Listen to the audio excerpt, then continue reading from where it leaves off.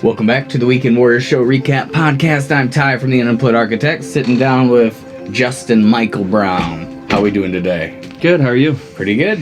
Thanks for having me here. Yeah. I've been a fan for a while. I remember the first time I saw you perform would have been, I think it was a Kyle Yap Drifters night, maybe? Does that sound vaguely familiar to you at all? Yeah, it's been a while. Well, yeah. I mean, it would have been a long time ago, but I think I was playing. Maybe I played a couple songs too, or maybe we just went and watched. I can't totally remember, but I do remember you getting up and playing "Simple Man" by Leonard Skinner, and it like kind of being like, "Holy shit, this guy can sing!" But I was very impressed that night, and I've been kind of a fan ever since. Thank you. Those were fun nights. It was good to be around musicians as a whole. As you, Kyle, Clayton was there a bunch. Clayton, yeah, I remember Clayton. He's doing good out in Nashville now, so yeah, he's been posting quite a bit of stuff. So. I actually saw he made it to one of my destination dream cities to go to, San Diego. Oh, I gotcha. Did he have a show there or something? Yeah. Yeah, he's been playing. It's always impressive to see the posts he makes because they all look very professional and. They seem like he's playing to some full rooms, which is nice. Yeah. Good to see, kind of a hometown guy doing well out there. Yeah. But, the other thing that night, I remember you played Daughter by Pearl Jam. And I used to cover that a long time ago where I did the guitar just like a little different. And I remember, I don't know do you remember how to play that song? I play it differently. I played in standard tuning. Standard tuning, right. So I played in standard tuning too, but I would I would really just do the melody note, like the hammer on the G and then the pinky on the G4. I don't know if you remember. But you added an extra note in there, I was like, I'm going to steal that. So I started doing that. It sounds more like the song, because I used to just mute that A string, but watching Anyway, a couple things I picked up that night. Very, very solid singer. And then obviously Pearl Jam. I'm a fan of Pearl Jam, so seeing you do that was very cool. And that's kind of like not one of their necessarily like main songs. So yeah, I love that song. I heard it on the radio a few times growing up, and it's just got a jive vibe to it. Right. So let's talk about Kill the Martian a little bit. So that's the band you've been playing with, correct? Yeah. And it's pretty much exclusively right now? Right now, we've been pretty much exclusively. I've been practicing with a few other folks, a member of an old band I was in, and a couple of Because you were in a band called Vibe, right? I was in a band called Vibe. We played 2 gigs last year. I gotcha, just a little slower. Yeah, that was a surprisingly slower year than the past 5 or 6 that we'd been playing. We'll see if we play again this year. It'd be fun too.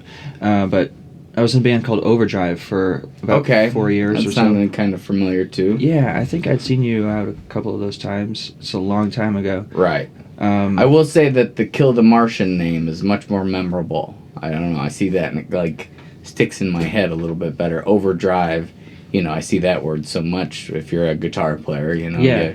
It doesn't pop out quite as, but the Kill the Martian has this like, there's a remembrance there that I have when I see that. I'm like, oh, I know exactly who that is. The Overdrive, I don't know. It just doesn't stick quite as well, I guess. But cool. I do kind of remember seeing that name here and there.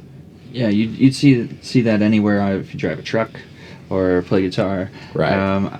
It was kind of the idea to have a classic kind of name and look, kind of. We played a bunch of classic rock. It was a good time.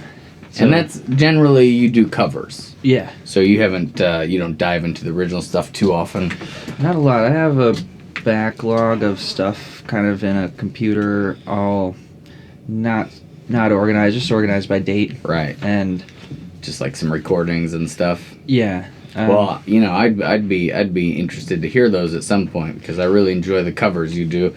You hit a lot of like with Kill the Martian. It seems like a lot of '90s. Is that kind of that's your main genre there? Or? We're definitely in that jive. Right. That's our place.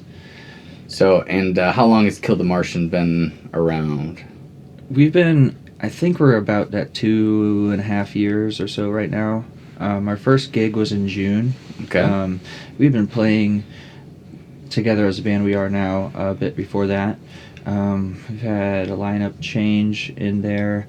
Unfortunately, we actually lost one of the bass players that we had first started out with. Mental health is a real thing. Check up on yourself and your friends, and know that there's help out there. There's all sorts of things for everyone, and Yeah. it's real. But that was part of how we grew as a band, and then ended up at the place we are now. I gotcha. Which I'm seeing the name more and more. You play over at.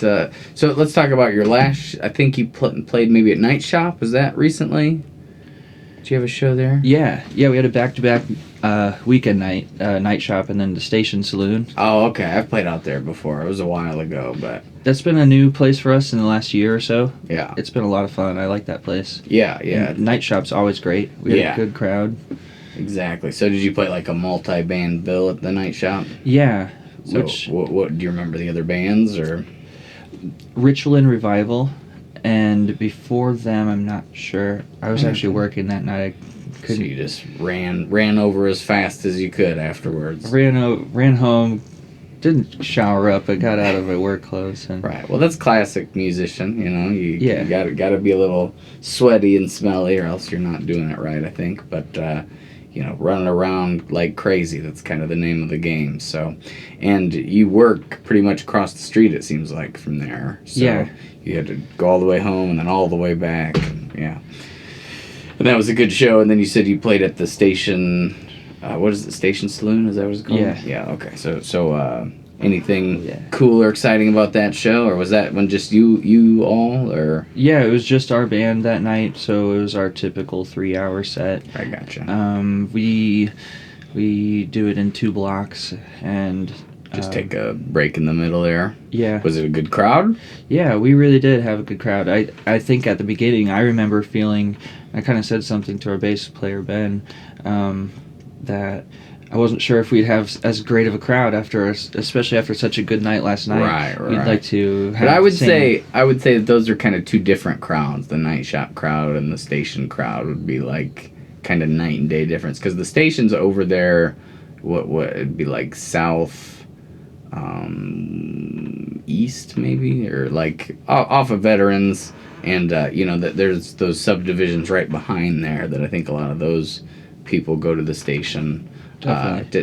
Definitely a different. I just notice anytime I kind of play across Veterans, it's not really the same crowd as if I was to play like downtown, but you can never guess anyway. I mean, you might end up and play one show and it might be a flop, or it might be, I mean, there's no way to predict it. So it's good that you had 2 good ones right in a row, and you feel like they sounded pretty solid. They were good performances. Yeah, I think actually our second night was maybe a little bit better. That's usually how it goes, right? Yeah. Like the second night is a little bit tighter when you got those doubles. Not to say we were off the first night, but we were just having so much fun, and Right. and there was some audience interaction going on.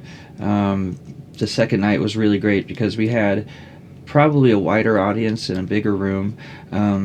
They all stuck around. You get the 3 hours, so you get to kind of ease into it, kind of get warmed up right, and then really catch a groove. I always feel like the 3-hour sets are a little bit more easy for me to get to the place I want to be, because the short sets like how long was your set at the Night Shop? It was about an hour and a half.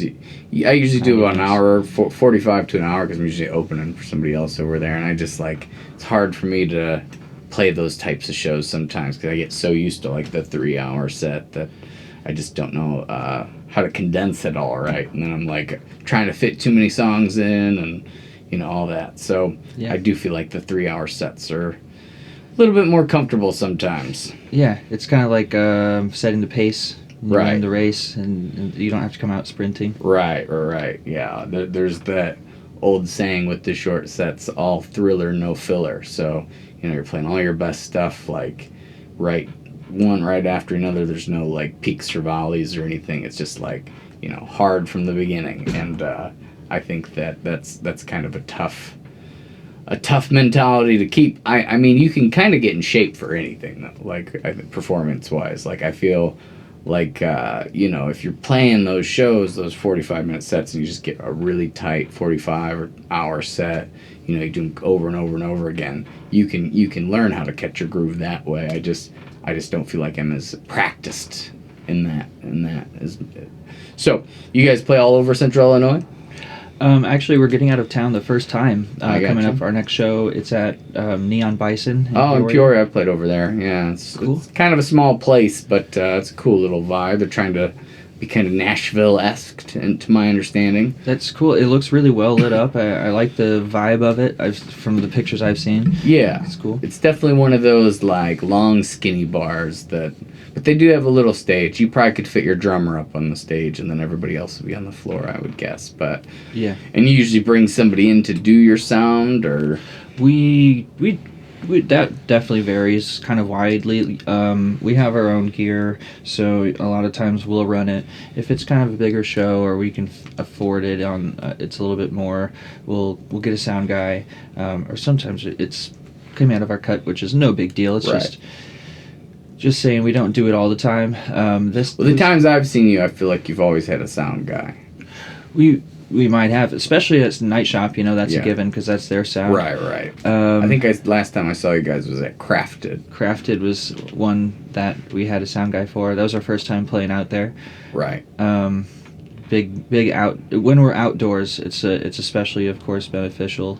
So we'll always do that. You just mean because of the power, like being able to be a little bit louder, or? Yeah, like we can turn up, and then also the sound projects so far, but it has no barriers of walls, so things aren't bouncing the same, and it's just things definitely sound different outside. I definitely agree, but I do think that it's probably easier for me to run sound outside because of what you're saying. There's not, if you're indoor, you got the monitors, you got the mains, and everything's bouncing off of everything. That's when you tend to run into those feedback issues, or you get different weird things like that come up. But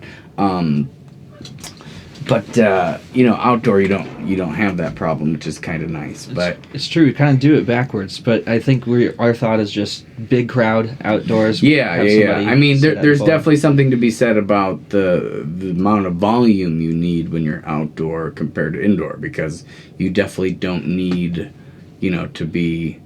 I almost find it's better to be too quiet indoor than too loud. It's hard to find that balance, because if the place is small at all, it's hard to.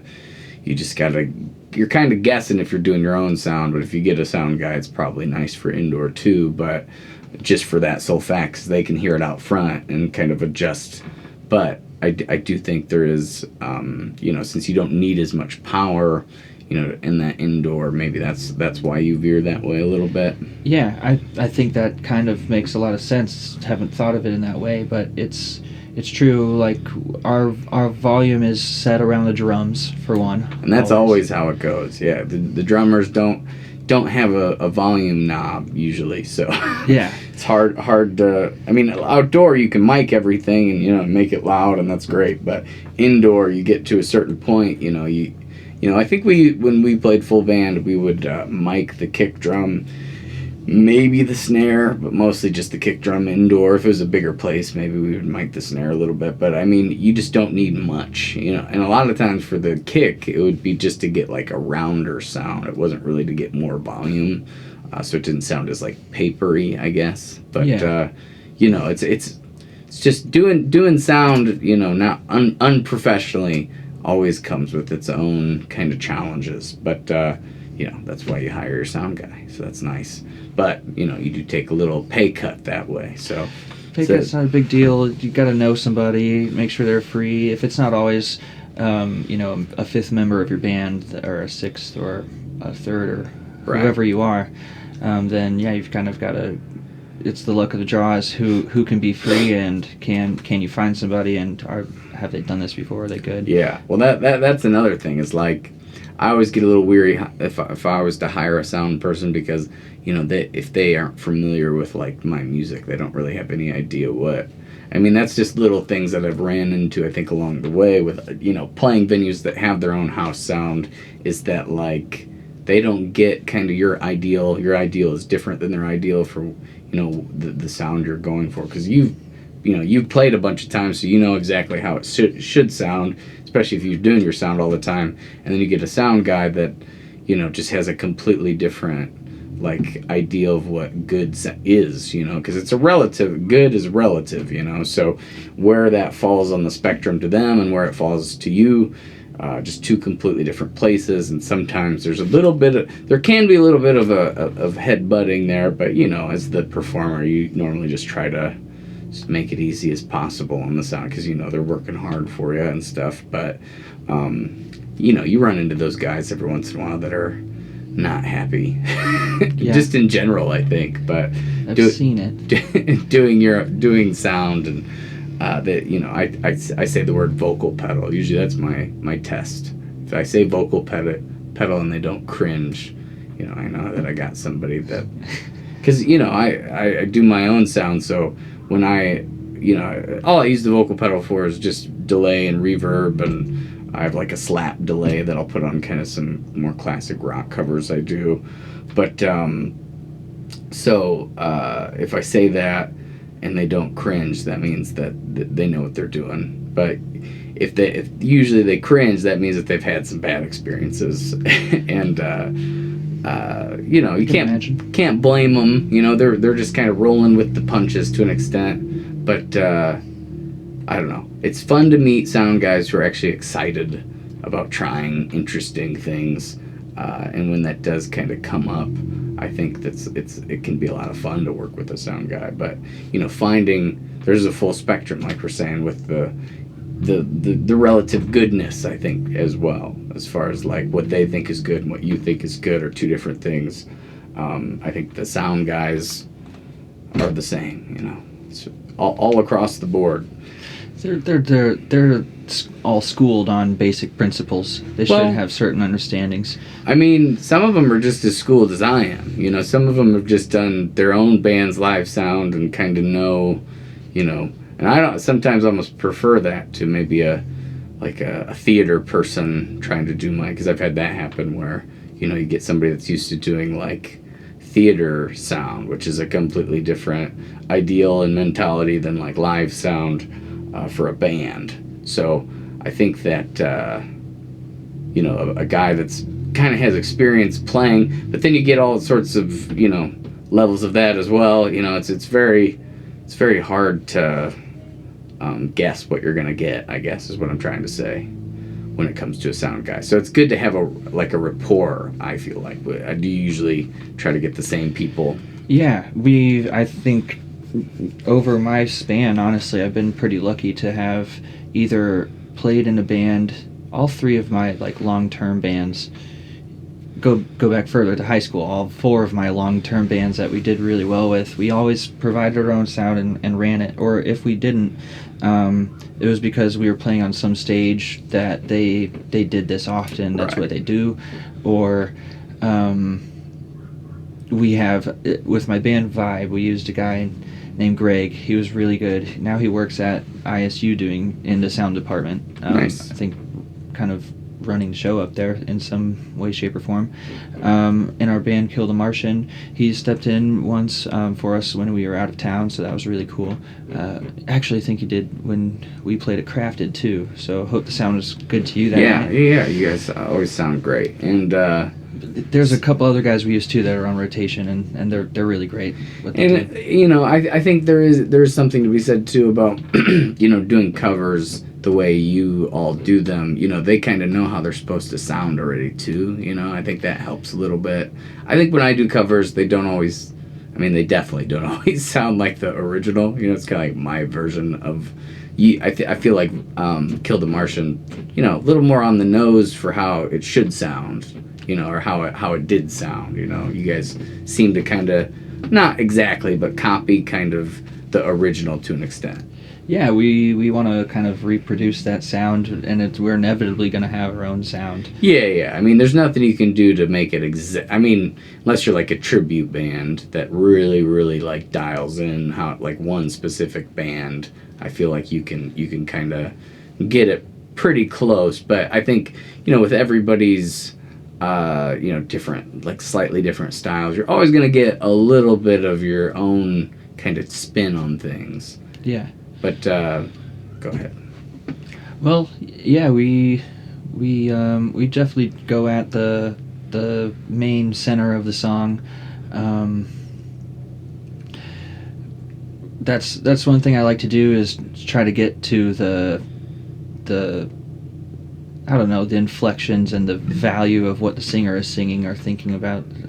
That's kind of that's where I'm at in the band, so that's something I focus on.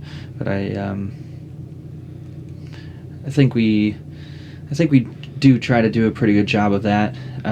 Yeah, I think I've seen a lot of cover bands, and I feel like you all definitely, especially those '90s like Pearl Jam, or I think you did what, Temple of the Dog, or did you do that at the end, which is Pearl Jam and Chris Cornell, pretty much, right? Yeah, big fan of both. Yeah. Well, you're a belter, and I think that anybody who likes to kind of yell at those volumes, sing, or whatever you call it. I'm like me. I enjoy that as well.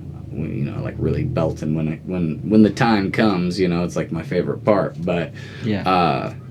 So dynamics. I think that if you're a fan of that kind of music, a lot of times that Pearl and Chris Cornell especially, he can really really get up there. Yeah. Which is why in that Temple of the Dog song, he hits that really high note at the very kind of the last like probably 30 seconds or something, and I think I've heard you do that pretty well a few times, and I'm always impressed. It's like a hair metal belt like from the 80s. Yeah. It's like. So you hit some high notes, man. It's impressive.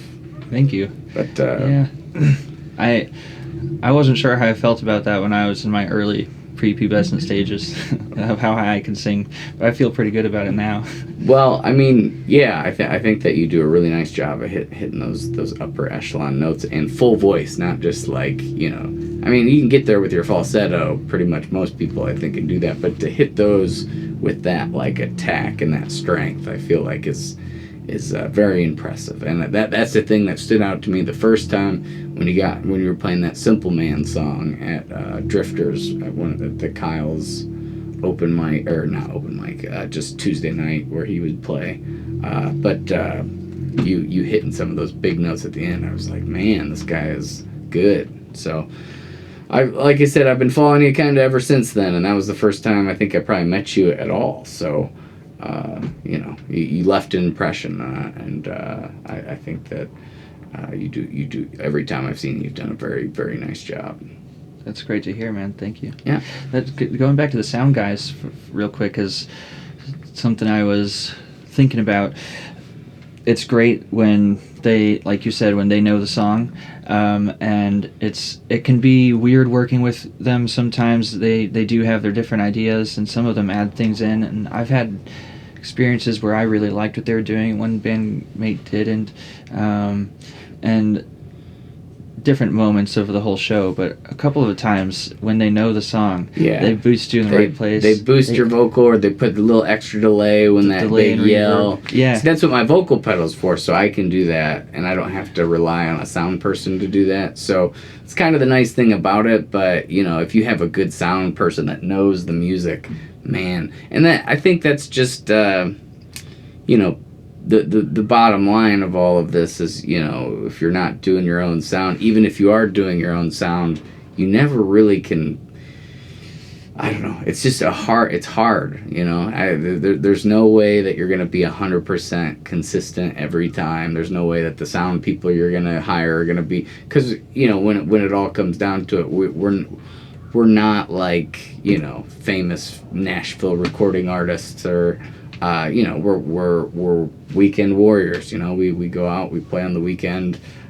we do what we can with what the gear we got, and none of us really know exactly what we're doing, but we learn through experience, and then every room's a little different, every sound guy's a little different. There's so many X factors to performing live that I just don't think maybe a lot of people even think about. Yeah. No, every room is different. Every audience is different, Yeah. and how things react there can even change. I mean, the sound can change. Yeah. So, let's get into kind of how you started playing music. When did you get started with the guitar and the singing? Really, I got a drum set when I was 8. Oh, I gotcha. So you played a little drums? Yeah. It's It's all good. tapping and then rapping, touching things over here. All good. So you said what? How old were you? 8. 8, and you got a drum kit. Yeah, I was 8 for Christmas when I got this drum set.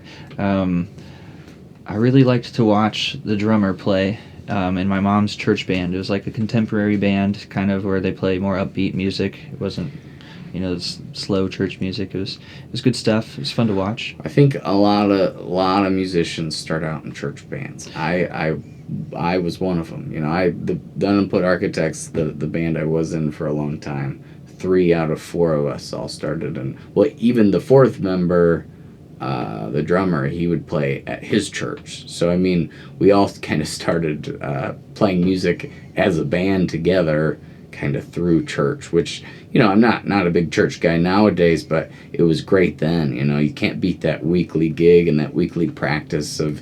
Honestly, it's more about like communicating, how to communicate in a band, getting a lesson in that. And we had our pastor was a guitar player, so he would help us along the way, and just like building those connections and building the just how to talk to each other, and like, because you don't even have any jargon or any sort of shorthand when you first start doing it. You're really just guessing on what you're saying. Like I remember I would tell my old drummers, like, oh, it's the chorus, go to that, the symbol, the ride is what I meant, but that would be more what you'd want to hang on maybe there, like just go to a tom part, and I didn't know what I was talking about ultimately, and so you learn kind of some of the ways to talk to each other, and I don't know, it was a great experience. I mean, I always recommend to my students that play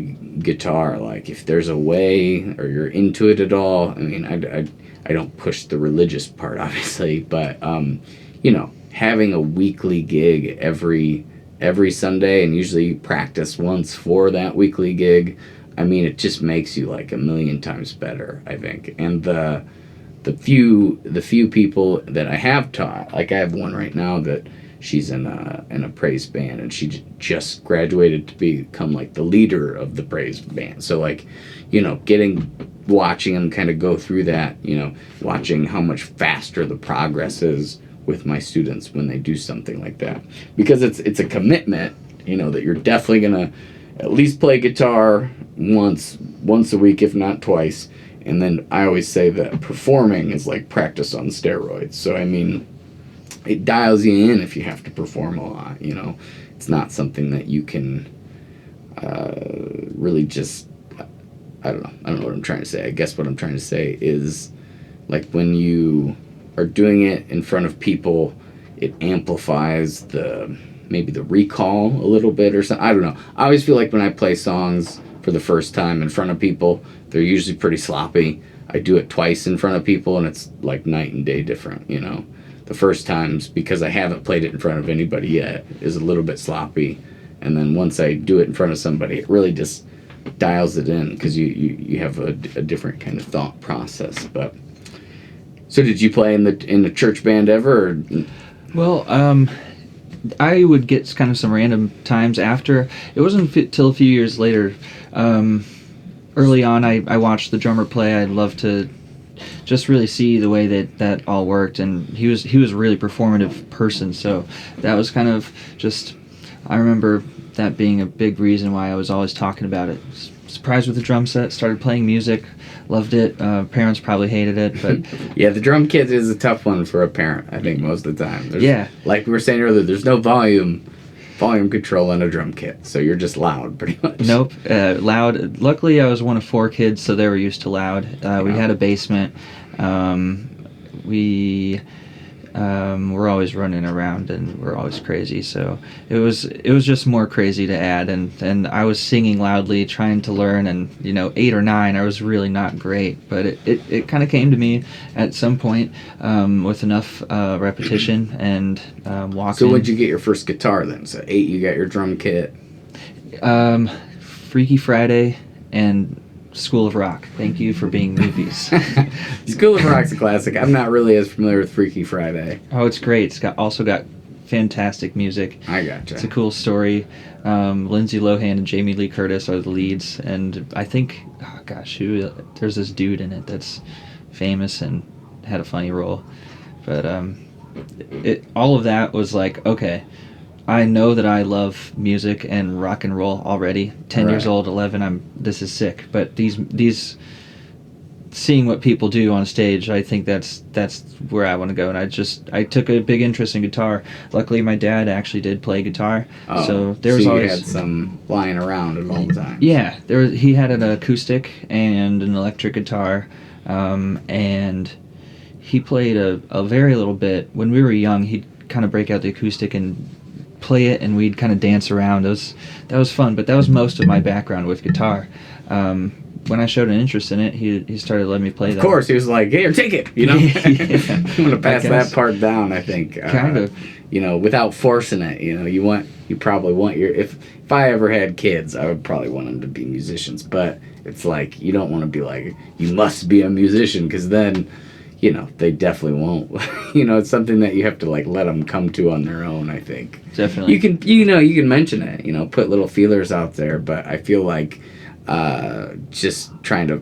I don't know. I always have this thing with my students. Like I have to talk to their parents a lot of the time, and I got to be like, you can't make this a chore. If you make this a chore, they're gonna hate it and have a bad association with it for the rest of their life. So if they're gonna practice, that is great. Try to get them. Doing it once a day, but don't harp on them at all if they're not doing it. We know we're going to get 1 lesson in a week, so they're going to be sitting down. Everybody works at their own pace. When you get that spark of... Cause a lot of kids, I think, when they start playing guitar, they don't have the spark as to, like, why sometimes yet. Like, maybe they just thought it looked cool, like in your praise band, like, oh, the drums look awesome, I should play those. And then you get them, and you're like... I don't know what music I like, and I don't, you don't have any real opinions about anything. You just thought it was cool.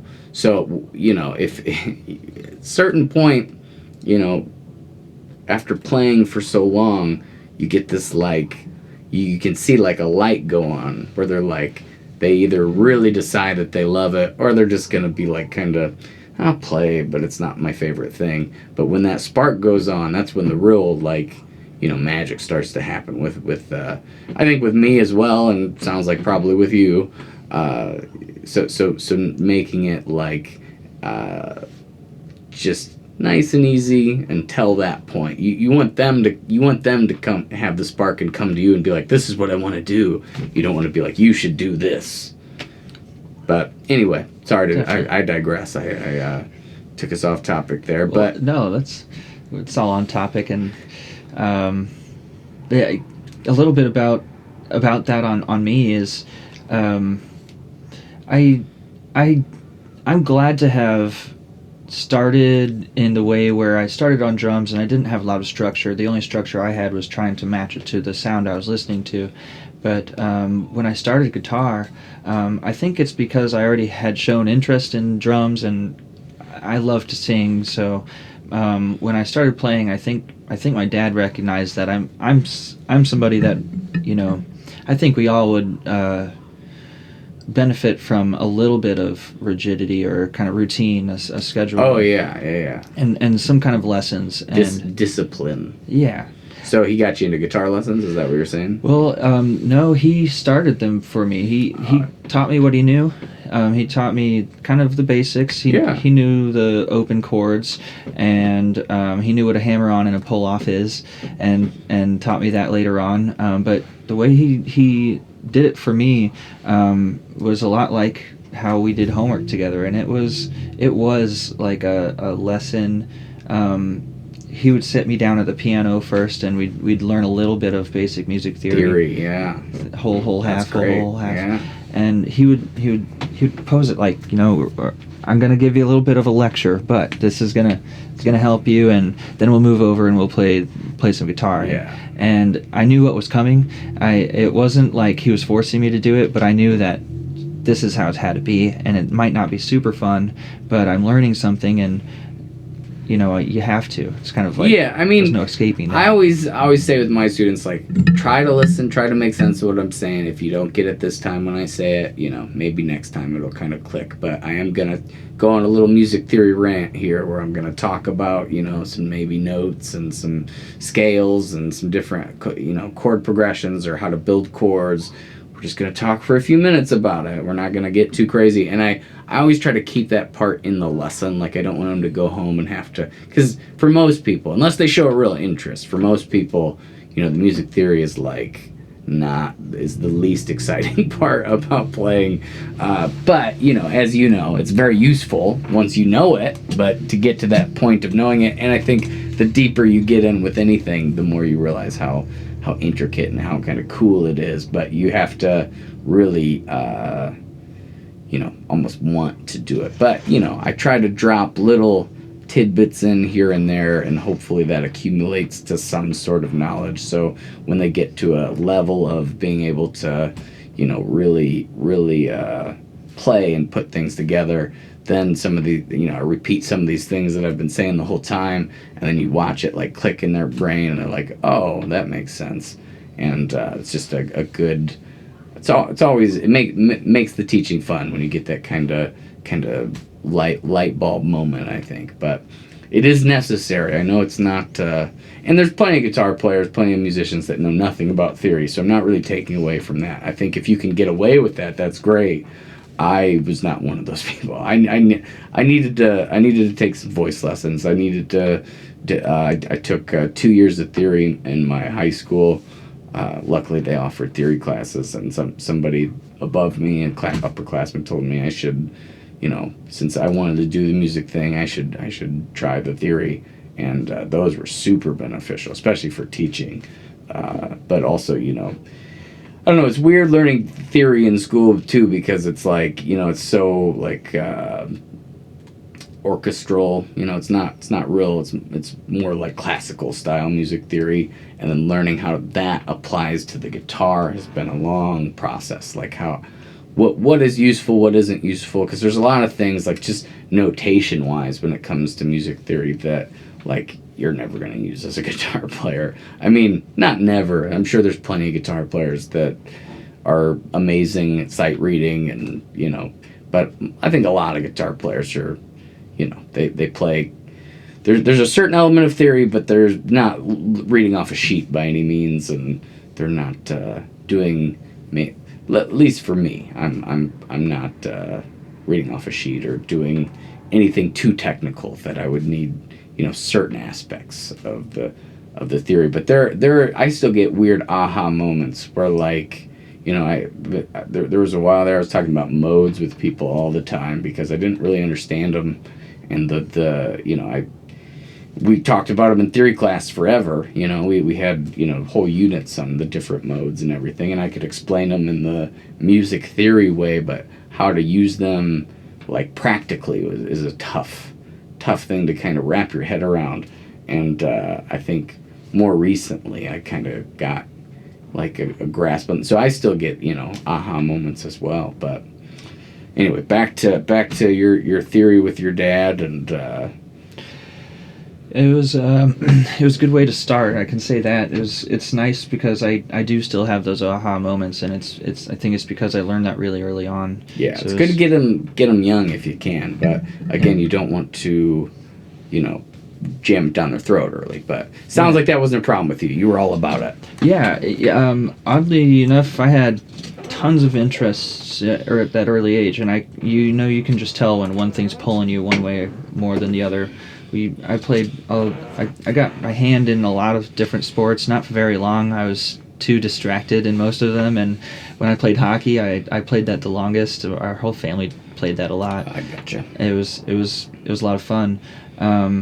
Were But you like in high school? Did you play sports, or were you grown out of it by then? it was kind of after I took over on guitar, 11 or 12 or 13. That was just your thing from then on. Yeah, I mean, everything kind of went by the wayside by that point. Did you end up doing anything like in your school with music, or? Definitely, I started in band when I was as early as you can, like 5th grade. And what instrument did you play in the band? I had just gotten the drum set the year before. I gotcha. I So played you snare played drum. percussion. That's awesome. Yeah. That's such a solid way to start. That and piano, I think, are two just like, I think it's like trumpet's great and everything. I like the trumpet, but I feel like it doesn't build that as solid of a foundation as like if you get your percussion or your drumming, your tempos and everything just like super down when you're young and that 5th grade, that young mind, to have that going into starting to play something like guitar, like that being your starting point. I mean that goes so far. Yeah, I don't think I realized it at the time how much those actions connected my hands and my feet and to the way that you play guitar. Right. Because I was so interested in learning, how to make it sound good and hit the right notes. But yeah, definitely realize now how much, rhythm is, guitar is technically like a percussion or rhythm instrument. I think it can definitely be treated that way. I mean, obviously there's a attack every time you strum a guitar. You get that click or that percussive sound. So especially if you're using a pick, I mean, you could definitely see the connection because I mean you get that every time you strum.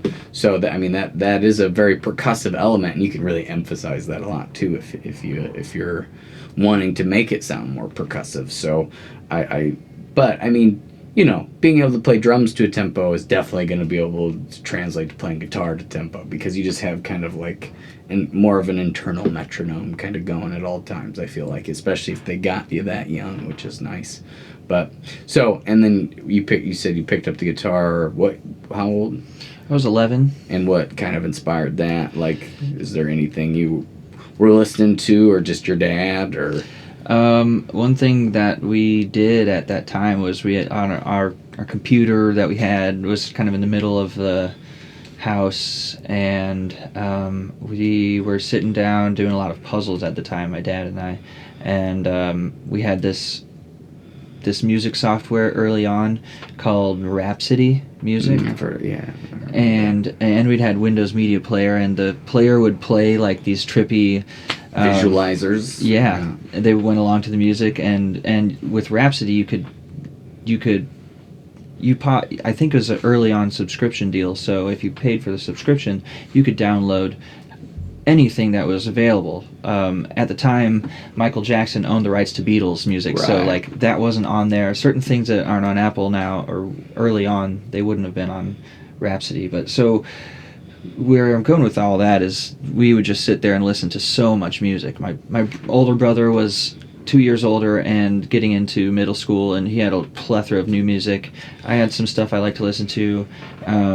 Switchfoot was a big band that I listened to a bunch. I remember them. I liked them in high school. They weren't like my favorite or anything, but like I remember them being on VH1 and being like, I don't dislike that, because back in those days it's like we didn't have as much option as far as we couldn't just listen to anything that we wanted at any time. Now you got Spotify, or YouTube, you can just really pull up any music video or any song at any point in time that you feel any sort of inspiration to do so. But back in the day when before school, a lot of times I'd have VH1 on, and then I'd be like, it wouldn't play like my favorite music, but it would play some stuff that like it's like, oh, that's pretty good. It wasn't exactly necessarily my favorites, but so you kind of get what like people are listening to in general, and that was one of the bands that I always thought was pretty solid, even though it wasn't like I didn't ever do like a super deep dive, but Meant to Live, Dare You to Move, those were a couple of their popular tunes, and I always thought that they were kind of cool sounding, good mixes. Yeah, they've got they're named after a surf trick. They've got a surf rock kind of vibe to them. that I like. And kind of Christian based, right? Christian based, never really like religious or secular in the music. It's very like uplifting, or at least makes you think a lot. If it's not uplifting, it's deep in a way, and I listened to that kind of music early on. I really loved that. At the same time, I'm listening to that kind of music, and then pop music like Kelly Clarkson, and my younger sister always playing the song "1,000 Miles." Oh yeah. And my older brother always playing. Gosh, what's the band that plays "She Effing Hates Me"? Oh, Puddle of Mud. Yeah, Puddle of Mud. Wow. My dad playing Led Zeppelin. Led Zeppelin was really what got me. That's what you need. You needed the Led Zeppelin. Gotta get the lead out. I had a plethora of music around me, stuff I liked, but when I heard Led Zeppelin, and then coupled with those rock and roll movies I saw at a young age, Right. It was just like, man, this stuff is awesome. I love the way it sounds, it makes me feel. And when did you start, like, kind of performing? As soon as I really picked up the guitar and got any good at it at all, after a year or two, I had the opportunity. It was always there to play a song at church if I wanted to. Nice. So that's kind of where a lot of it would begin. Really, I think the earliest memory I have of playing in front of anyone, it was away on these trips we did. Also, really young age. They were called Cave Camp. And I went on like 5 or 6 of those. My other buddy Justin went on one, and some other cool dudes. Some girls at that time too. One of the years, and that particular year, there was girls around. I had a guitar. I was 12. Classic. I had never played in front of anybody, but people asked me to play, and I belted out some Led Zeppelin that I loved, and that was the first time. And after that, it was like, yeah, This is what I gotta do. Wanted to do more of it. Right. See where it goes. And and then what was your first band that you like? You said you had a band in high school. Yeah. You always play around with different folks and try to make some stuff, but really the first real thing I had was a group called the Glass Effect. I remember that name. Really? Yeah. That was good times. We had a good run there. Lasted a few years. Couple years out of high school. We grew up, we kind of disbanded, but we had an album and maybe a half of like 3 to 5 extra songs and stuff. Our guitarist CB, and I think you remembered CB from Kidder Music, and okay. Just being around him, and I would go guitar shopping sometimes. Yeah. He was kind of the driving force behind the music being written. I got you. He's like more the songwriter guy. Yeah. I would sing. I wrote some of the lyrics. A couple of the songs, they were handed over to me, and I did. Some of my favorite songs were mostly written by him. But it was fun also having that early on process of being in a home recording studio in the basement, and we made do with what we knew about it. It wasn't like pretty much all you could do. Yeah, I mean, nobody's giving you a record deal to go in a big fancy studio, and you don't have the funds to afford like a nice paying your own way. So you pretty much just have to within that band especially, he was really great at what he did, and from early on, and I think that was a big part of my music growth at the time, in my life. I had the opportunity to be around some people who were challenging me in my playing and exposing me to new things like writing and coming up with our own creative stuff, and the recording process. And I have to say, I can take no credit, but we sounded pretty good. Colin Billings Manahan, the 7th, his awesome name. Man, he spent the time, and we got some good recordings in his basement at that time. That's awesome. And that's, I think that's how you learn. You just got to do it, and some people get lucky and have a buddy that can, the guy who recorded our whole first album, or our first EP and first album, is from my high school, and he played in bands with the guitar player that played in the Unput Architects Blair for a long time, and he just, I was just lucky to know him, because he has such a good ear.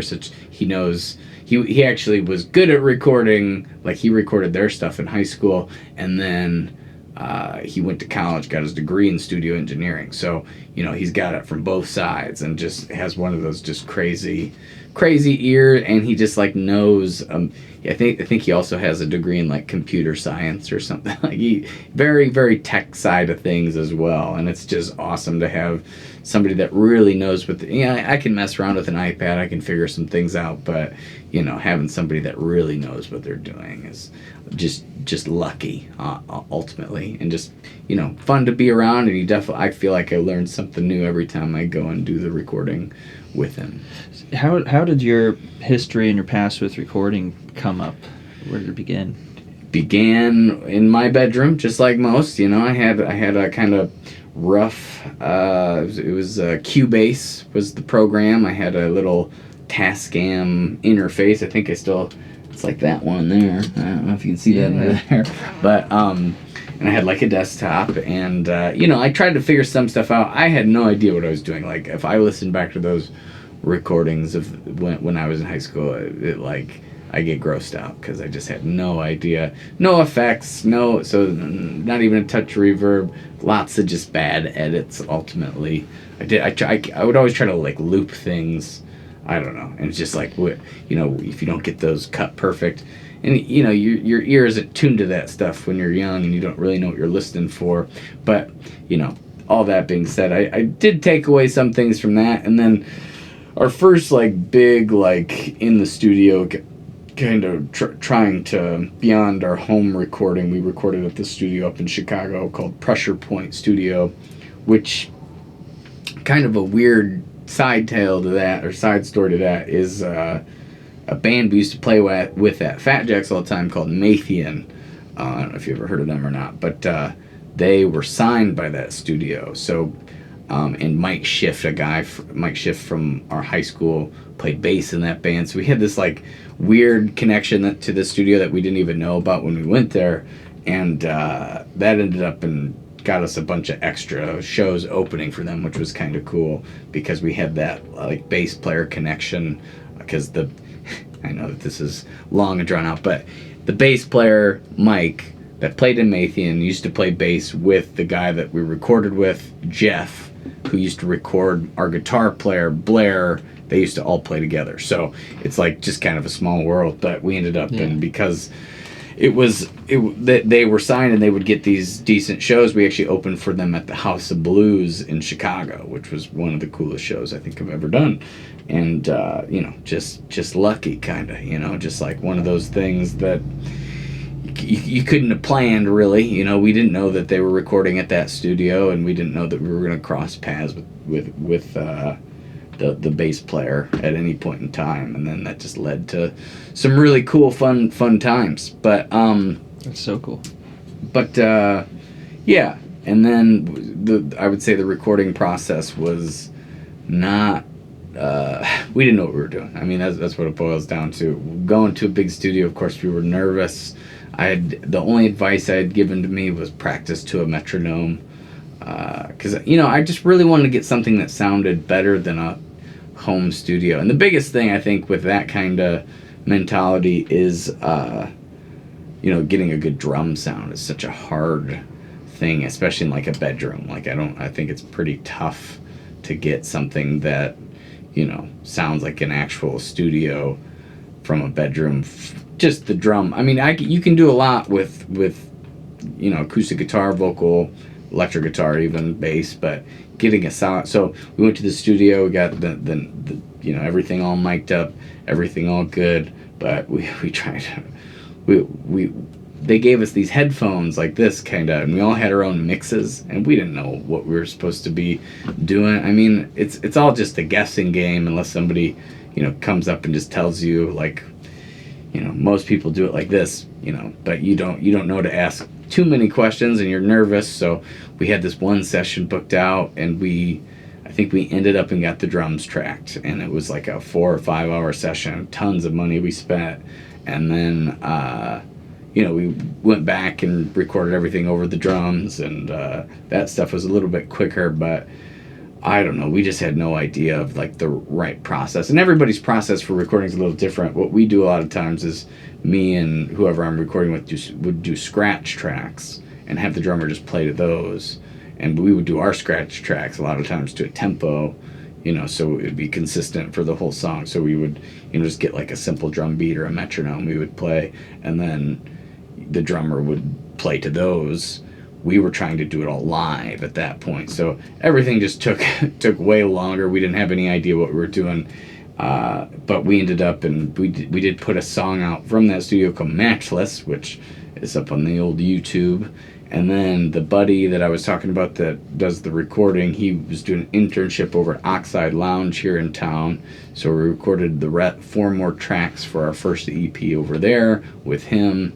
And then for Design to Shine, that one there, which is the 14-track one that took 3 years to record. Not 3 years consecutively, but I mean, when we had the money, we would go and Jeff, the guy that recorded our Art Vandalay EP, moved over there and was just, not I don't know if he was interning at the other place, or I don't know what you even call it, but he was charging money. It wasn't like free. But, learning kind of the ropes and maybe like getting a little discount on the hourly rate. But he's, he has his degree and has a super great ear, so for us it was a super bargain. But then we worked on Design to Shine for 3 years, and that's I think kind of where we got kind of more dialed into the recording process as far as that style of recording. You get kind of a better, we did it, we actually had a game plan. I think that first time, even that Art Vandalay, that first EP, we just had no idea. We were just going in and doing whatever somebody else kind of told us to do.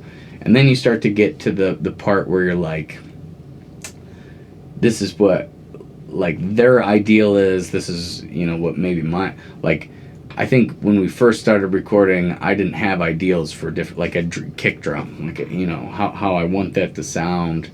I have a very specific thing in mind now, whereas before I wouldn't even have thought twice. Whatever the engineer put in is fine. It's what they know what a kick should sound like. So you develop kind of that kind of thought process of like, well, what do I actually want this specific piece or this specific instrument to sound like? And you get your ideals and your process kind of.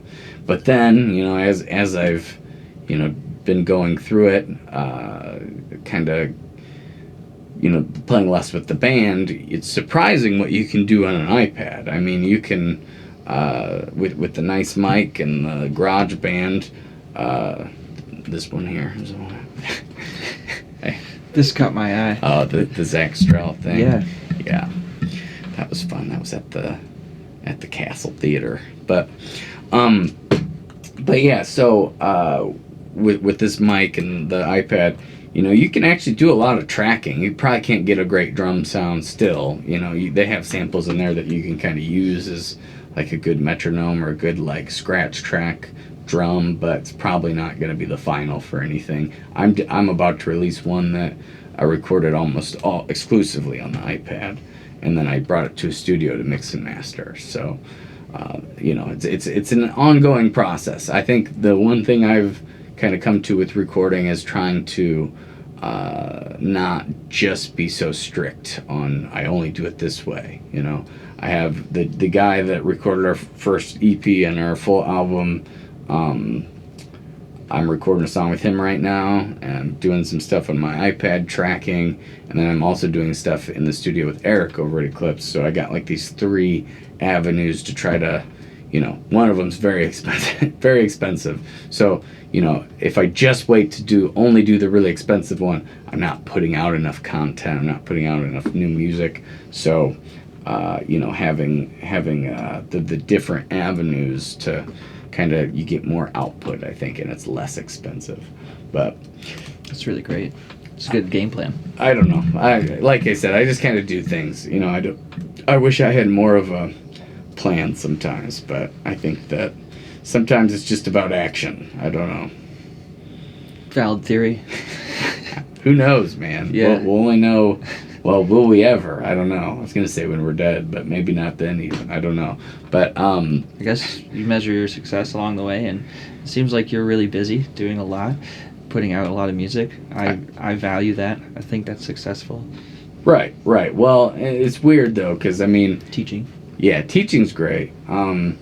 It's just like, when you're in it, you never feel like you're doing. You always want the next step. You don't, when I started, I was down here. Now I'm maybe here, but I'm still looking here. It's like you can never really, at least for me. I'm sure there's people that are like, everything's awesome all the time, but it's hard to really appreciate where you're at. We all live our lives that way for sure, looking for the next level. But I'm not.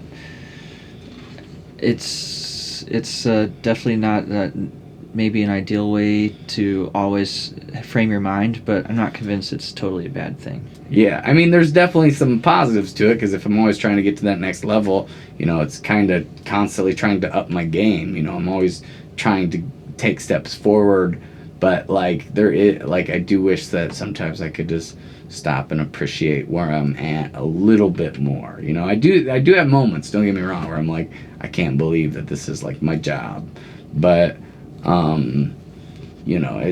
wish there were more of those, I guess, whereas like I come to the full realization of, I am lucky in a lot of ways, but it's hard to just sit back and enjoy it. It's like, what's the next thing I need to get to, what to accomplish, what's the next venue I need to be in at, what's the next recording, what's the next, it's like, I don't know, it's so hard to be in the moment. It's always looking ahead. Yeah, and I still don't think that's terribly always totally a bad thing.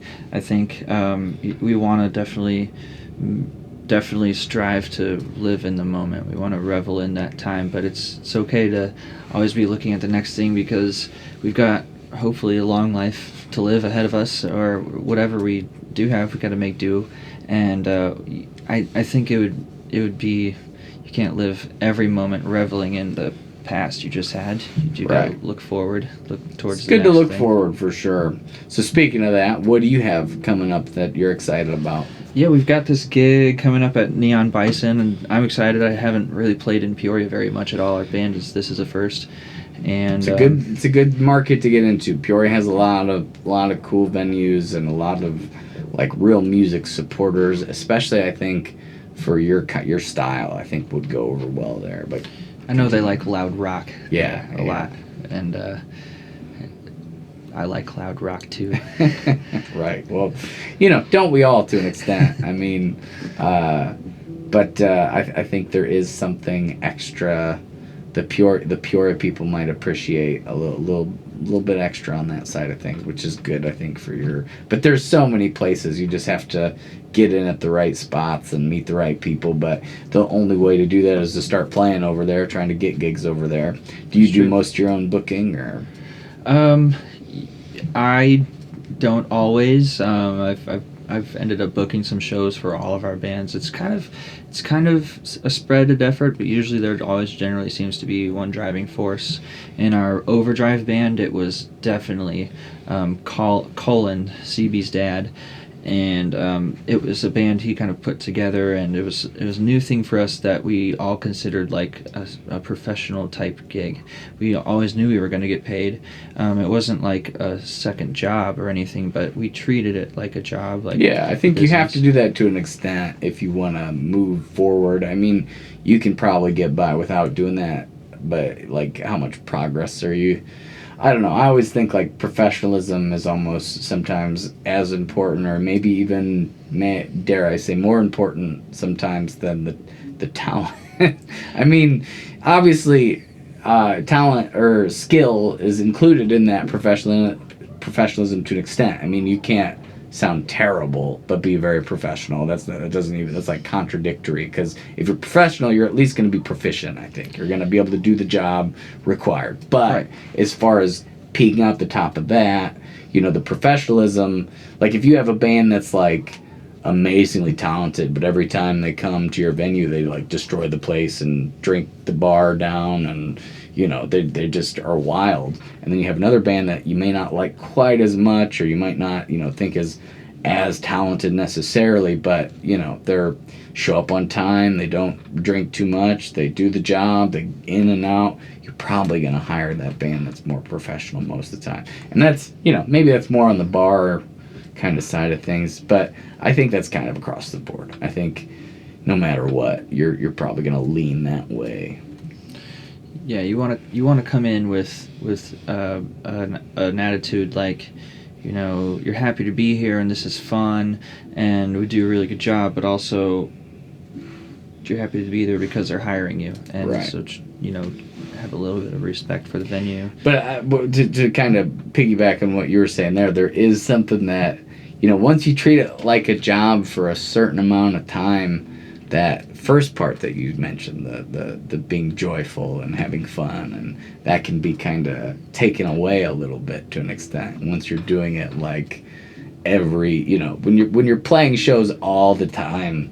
Obviously they're that they aren't as amazing. If you're doing maybe one a month or two a month, you're really excited to be there, you're really happy to be there because you haven't played live in so long. But you do get with being kind of professional and playing all the time, I do think that sometimes that joyfulness can kind of suffer. You got to remember that you're still the party.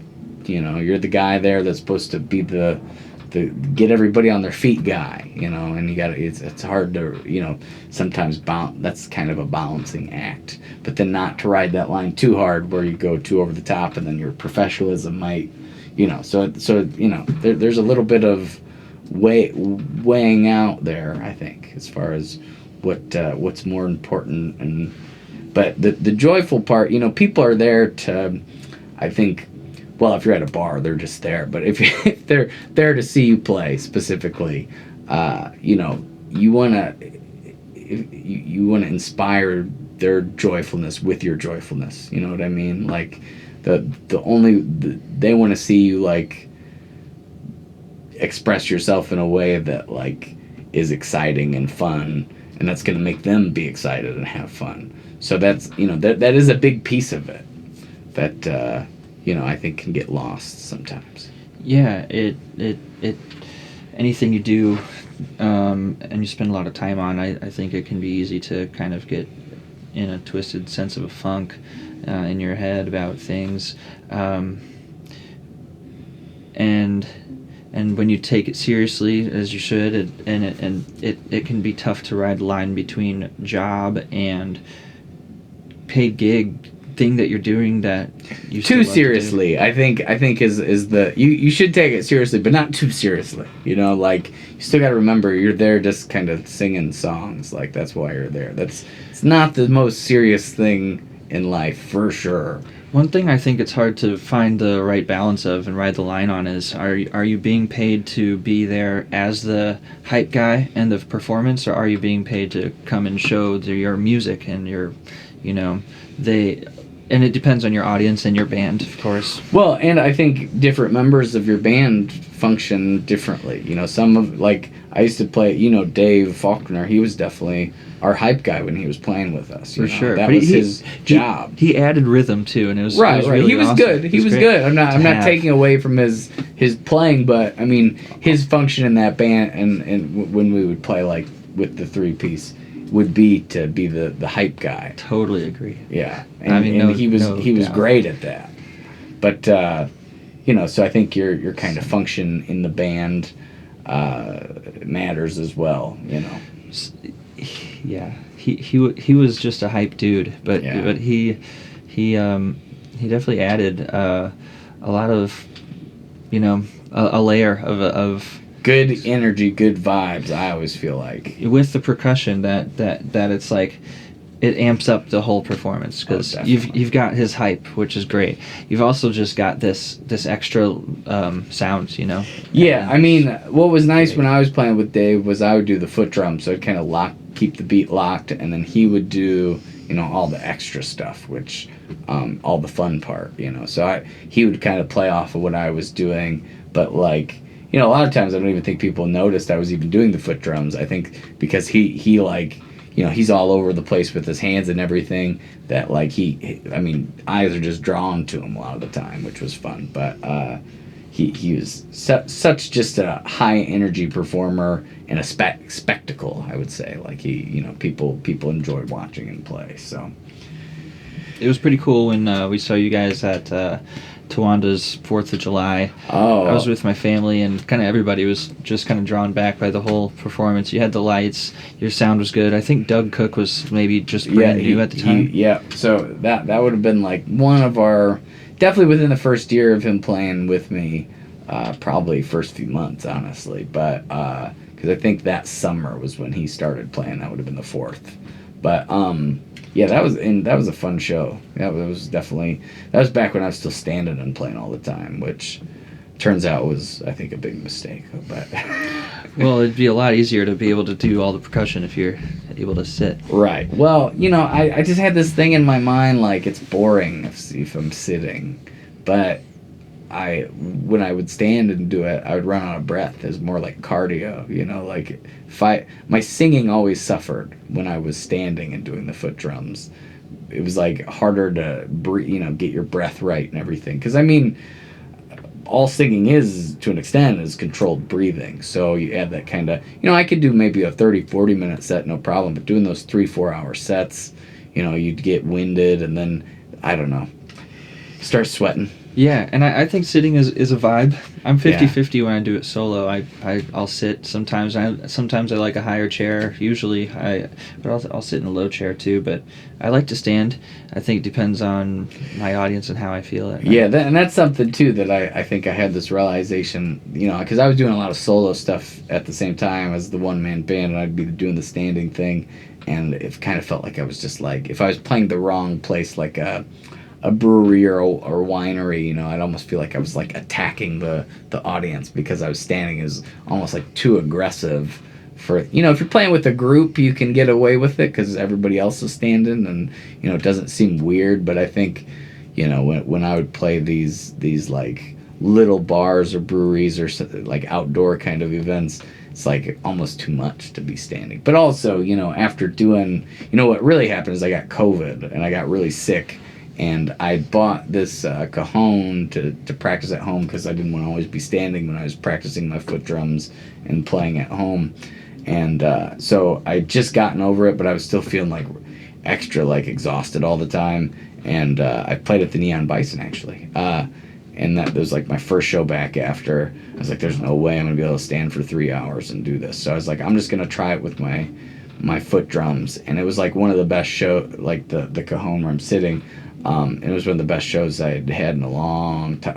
And I was like, well, what's the X factor here? Well, I'm not standing and being extremely exhausted the whole time and out of breath the whole time. Much easier to sing. And then I just started doing it that way. And, I feel like that just leveled me up like a ways, just by that one stupid thing and it's just like I got this idea fixed in my head, like if I'm sitting down I'm gonna be boring, and then like nobody cares. That's what it kind of, I want to sound good. That's the main thing, sounding good is the main thing. Definitely.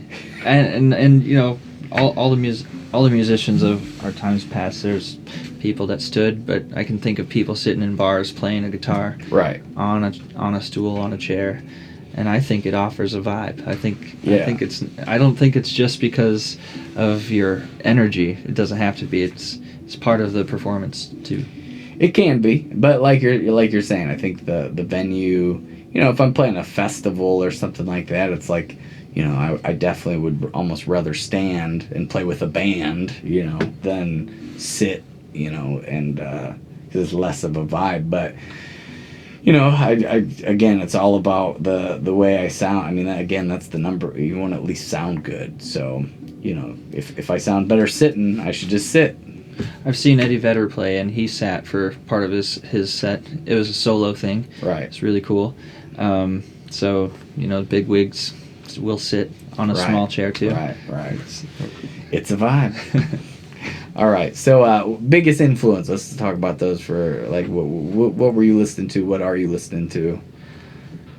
I mentioned earlier that I always loved the band Switchfoot, and I'll dive a short bit into that. I'm sharing some of that music with a friend today or recently, and some of the writing in there is just so deep.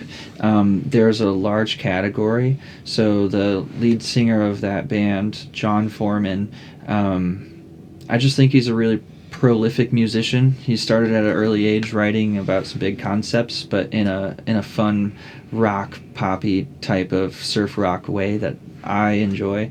And I mean, a older cousin turned me on to them, but so there's music that I like that was really deep.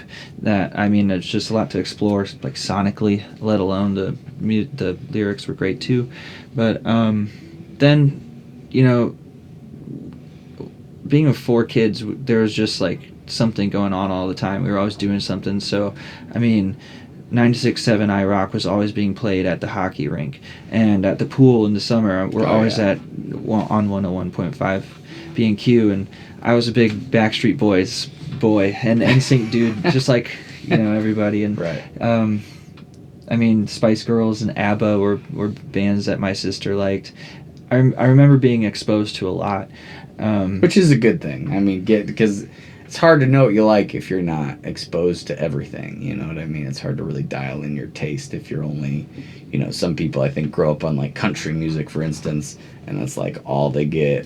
And then it's hard for them to venture out of that, and then maybe they don't even enjoy that kind of music that much. So it's like they just never, it's weird to me, but some people just don't even like music.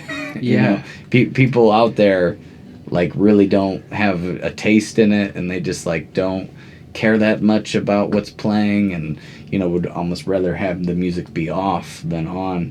And I think that some of that might be due to not being exposed to enough music. But yeah. I think where you live. Yeah, where you live genetically, like I'm sure there's some variation in as far as where everybody is on the spectrum, but there's going to be some people, obviously, that are just born without that gene. Which spectrum? Huh? Which spectrum? There are some right. Well, I'm just talking music, but yeah. I'm sure there's some overlap there. I'm sure there are people on the actual spectrum that noises, probably certain noises they really don't like. But yeah. That's neither here nor there, I suppose. But yeah, it's just I can't really imagine life without music, so it's hard for me to put myself in those shoes of the people that, don't necessarily aren't the biggest music fans. Yeah. But so anyway, to just elaborate on your point, I guess, as you were exposed to a lot of stuff, I think that's a very positive thing. Yeah, I loved music, and I think it's just because I was exposed to so much of it. And one thing I also was exposed to a lot of was church music, being my mom ran that church band at St. John's Lutheran Church over here for a good part of my early life. From when we moved to town, I was 6 then. I think shortly after, 7 to after high school. Probably a good 8 or 9 years of my life she was doing that. And I would often be there 2 sessions in a Sunday or some of the Tuesday nights, and so a lot of the music that I was exposed to has a lot of sonic qualities. I wanted to say this, that you have in your music too. There's a lot of things that remind me early on of U2, and especially with our old guitar player from the Unemployed Architects, because his vibe was very edge. Even though he would say that he wasn't a big U2 fan, I think he was a fan of a lot of bands that were inspired by U2. So it's kind of the trickle down. He came back around, I think, to U2, but it wasn't his first inspiration. So we have a ton of that for sure, and I think you can find that in a lot of contemporary Christian type stuff. Yeah, there's just a wall of sound. Yeah, and it's not a huge like over crashing, but it's like a wash of reverb and delay and echo and a lot of harmony and a lot of instrumentation, and it's all in long drawn out kind of unique chord patterns and stuff. So some of it's really simple, some of it's not. Yeah. But I think a lot of that is fun to listen to. It was a big part of my early music too. But once I started to hear Led Zeppelin, man, something changed. That bluesy rock and roll. It's just different. Good stuff. And so creative, and you could tell how old it is, but it was so off to the left. It's definitely innovative for the time. Of course, it's always hard to say because you don't really know what was going on. But as far as what was popular in that time, like Zeppelin was next level. Yeah, I know a lot of what they did, and a lot of what they're famous for is replaying blues songs in their own imagery with just really loud guitar. Right. I get that, but they not only did they do that so well, they did so much other things.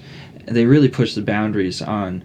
They brought bluegrass to a pop rock forefront, like the wider audience is what I mean by that. Yeah. And also other things, like they had some reggae sounds in there. I don't think the drummer liked to play at all. There was some, like, really, I don't know what to call it, because it had so many different influences, and the song name I can't remember. There's like one with a whistle and a lot of weird piano structure that they just did a lot, and I thought it was really cool. It is innovative for the time. Well, I mean, they've stood the test of time. I mean, I don't know too many people that would be like, oh, I don't really like Zeppelin. Yeah. I mean, there are people. I know, but they're, who wants to hang out with them? No, I'm kidding. but I don't mind. So right. One of my best friends, I remember something he said early on, and I'll never forget it. He said, kind of just, we were pretty young, but he was just like, I like rock and stuff, but I just don't like the high singers. They are like all scratchy and kind of was raspy. Yeah, and he imitated some of it, and it was really funny. But I like that music. It's cool. Yeah. And everybody has their own, but I just think, like the Beatles, Zeppelin, those are bands that I think have stood the test of time for a reason. I mean, there's something special about, those bands that can really last and linger. But so you listen to anything more current, like today? What like if you put on a playlist now, still listen to stuff from back then, or using? I replayed another album that I loved, a band called Reliant K. Oh, I've heard of them. They had an album called Mm-hmm. They've toured with Switchfoot. They're a really great band. Going back and re-listening to some of that was really great. Also, the metal music that I was into, things like Killswitch Engage, and Under Oath, just a wide plethora of stuff there. Haste the Day. Lots of loud guitars. That's where you seem to lean a little bit. Loud guitars, heavy on harmonies or just a lot of sound. Right. Or belty. You like the belty. I do lean that way, but I really like a lot of soft stuff too. Awesome music that way. So give me some examples of just more laid back type stuff you listen to. Because, I mean, everything you've really mentioned has been more on the rock side. One of my favorite songs by Zeppelin is What Is and What Should Never Be. It's got some really soft chordage, some slide guitar. Also, Since I've Been Loving You is another equally kind of soft, laid back, really like swing bluesy song that I like a lot. What first jumped to my mind was From Yesterday's by Switchfoot.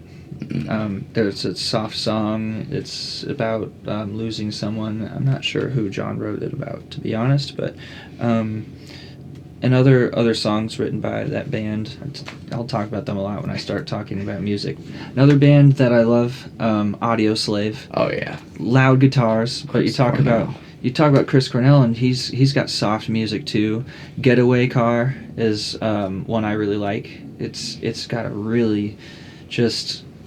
Have you ever covered any Audio Slave? The guitar work and that's pretty pretty rough. I feel like it's the guy from what's that band? Rage Against the Machine. Yeah, Which the drummer and I of Kill the Martian, and Kill the Martian does cover 2 Audioslave songs. Which 2?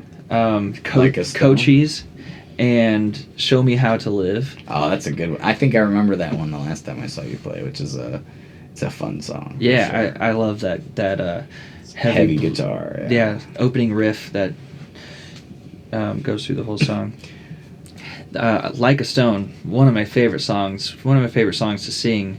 I think we should give a stab at covering it. Sometimes I'll do it randomly at solo gigs. After he passed, I think I learned part of it, and I was doing it like just in kind of like a little hat tip. Love that. Because there's like this acoustic breakdown part that I could, that song's surprisingly challenging. Like I think a lot of the chord changes and stuff are a little weirder than most just kind of straightforward tunes. And then that solo in there is really cool with that weird effect. I don't even know what it is when. What is that guy's name? Mike. Tom Morello. Tom Morello. He uses a whammy pedal to get a higher octave and some delay and some other things. Right, but it almost sounds like what's the word? I don't know. Digital. Like there's something very digital about his solo in that song that it's very, very cool. It is, and that's what makes him one of my favorite players, is because he plays through an old amp, like a Telecaster or a Gibson or a Fender, but just, and through pedals. He plays just like a lot of pedals, right? A lot of pedals, but his sound, he plays in a way.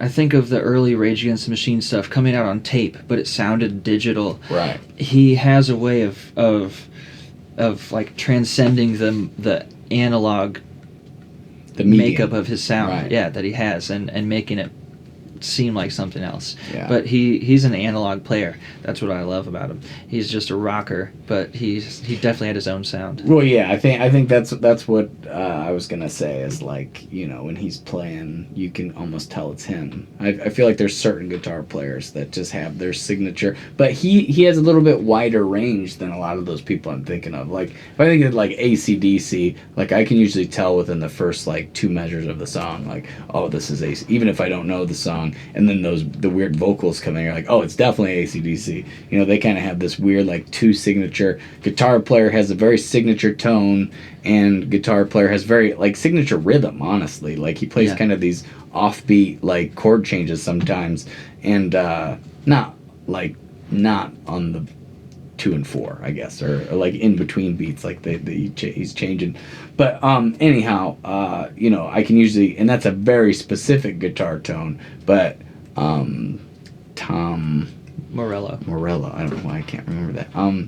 He has a pretty wide range of sounds he gets, but because of the specificity of each sound, I feel like you're like, is this that guy? Is that guy from Rage? Because you can almost tell, even though back to back you can't get that same tone back to back. Like he's not using the same thing in every song. You know what I mean? He has a lot of range to what he does, and his style is very interesting. Yeah, definitely. But it's an inspiration to many young and old guitarist. Right. And I would say that, as far as like his pedal board goes, it probably tips the hat to the old Edge and U2 as well. I think there is probably a little bit of that, because I feel like the Edge was all about texture in his sound, and you get a lot of that with Tom as well. It's the texture of his sounds are almost as interesting as the notes as he's playing. Yeah, it's like a nice balance. He's very technical as well, like on the playing part, but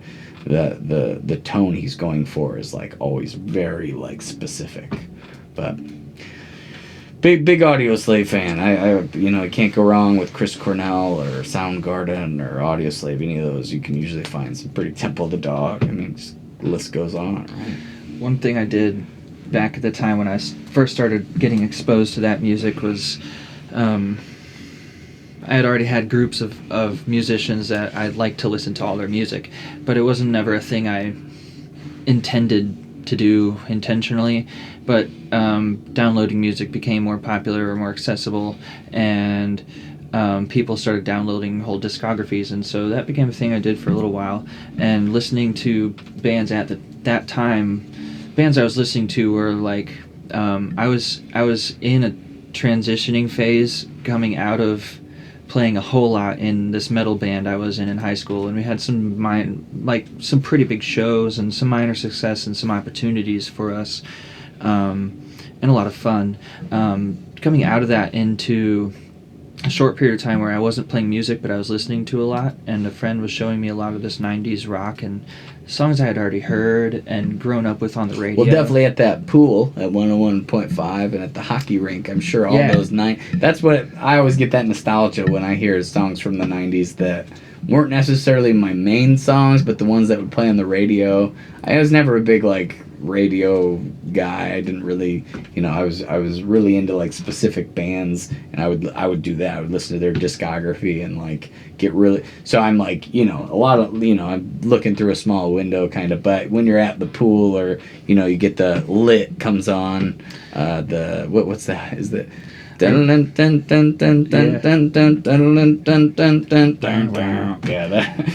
get that feeling of almost being a kid in summertime, and I get a lot of that with the 90s stuff. I got to party with those guys one time. That sounds like a cool story. Let's hear it. Well, one of the guys I'm playing with in a band, his name is Brian Phipps.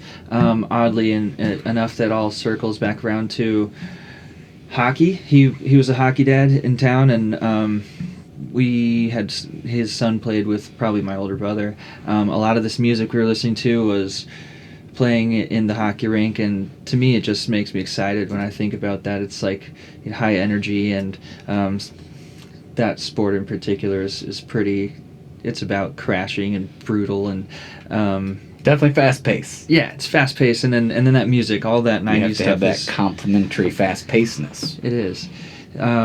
This Brian guy, I met through Rob, who I played in Overdrive with. So Brian and I have now been friends for a few years. He hosts a thing called Turkey Jam. Guys like Tater Staley will come there and play. So Brian is a graphic designer, has had a long history with that, and in his work, he used to sometimes hire out bands for company corporate parties. He got to know the likes of Goo Goo Dolls and Miles Nielsen pretty well, and Rick too, and the guys in Lit. And the Lit band came around to this winery in Springfield. The guys in Sunshine Daydream I know have played over there. Yeah. I haven't been to one of their gigs at that place, but what's the winery called? I think I might have played here. I can't remember it, but it's out in a cornfield. It's like a big barn setting. I totally think it was one that Dave set up, which didn't happen a whole lot, but usually the show, he did he got us at the Zach Straw one, and that's awesome. Obviously he knew Zach very well, so of course he was going to be a part of it. That's a great lineup. Look at that. Henhouse Prowlers, Chicago Farmer, Unemployed Architects, No Robot. And Alex from No Robot was just on last week. Wow, nice.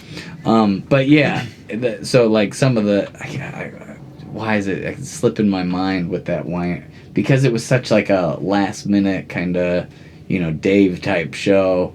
But I think Sunshine, it was a big Dead kind of thing where I think there were 2 or 3 Dead cover bands that were playing there. Sunshine Daydream played there, but maybe the Darklight Orchestra. That one doesn't sound as familiar, but it was a 2-day festival, and we played. Anyway, I don't know why I'm derailing your story. So you were playing, that's right. Or the Lit people were playing there? Yeah. Danenberry Farms? Danenberry? That sounds like it might be. That's familiar. The one that's just popped in. Sorry, I was trying to get there. It took me so long. I'm glad you did. I think that's right. I have to say, my memory is so unreliable. I'm not sure, but I think it's something that's like definitely that. Right. That sounds right. And it's not in Springfield. It's kind of near Springfield. Yeah. It's just outside of town, kind of in the country. Yes. Yeah. Definitely was outside of town. It was an old farmhouse and some barns out there, and they had converted the inside of the barns into stages, but this show was it was sponsored by the radio station. They were doing stuff all that summer, and so there was a big stage out on it, big speakers. Lit was there. There was another band that I wish I could remember right now, but not as important.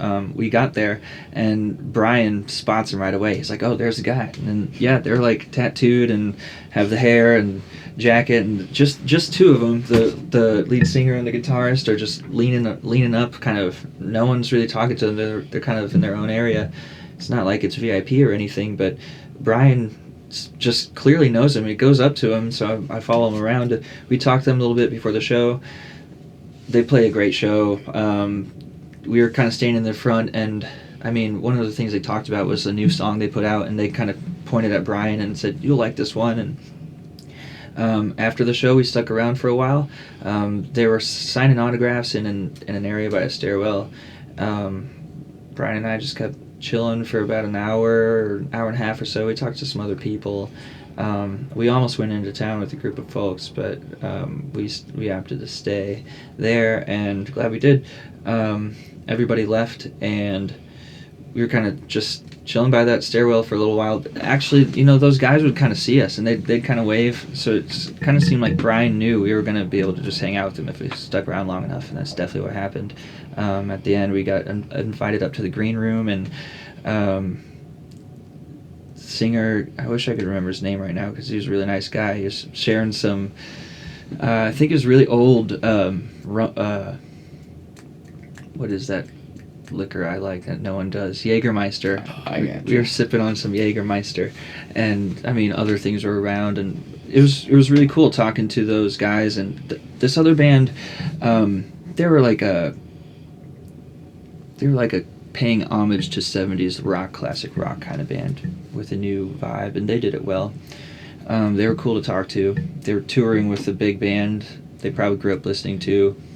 And one moment I took the chance and just asked, like, straight up, like, to the guitarist, and I think the singer was standing there too. I just said, "Man, what was it like being young age? You're growing up." It sounded like it was in Santa Monica, over there in California. You're playing guitar, but sounds like the things they discussed on stage a little bit about MTV playing sold out big ass shows.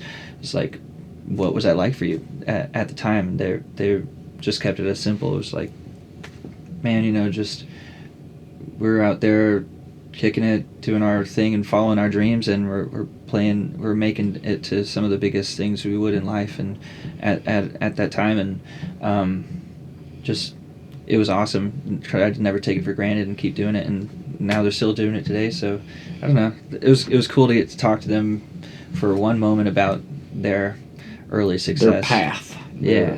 Their crazy ride they got to go on. Yeah, and it was also cool being friends with Brian through Rob, who I played music with, and now we're in a band together. Him knowing cool people like that. Right. Full circle. Getting to party with rock together stars. now, right? Yeah. So I usually like to ask this question at some point, but like, do you have any? Because the show, the Weekend Warrior Show recap podcast, the thing is, I usually talk about shows a lot. So it's like, do you have any kind of memorable, really like either really cool shows you've done that were like kind of epic, or like just some weird thing that happened once, or it could be any type of story. I know I'd put you on the spot a little bit, but I don't know if you have any sort of thing like that you can think of. I could think of a few.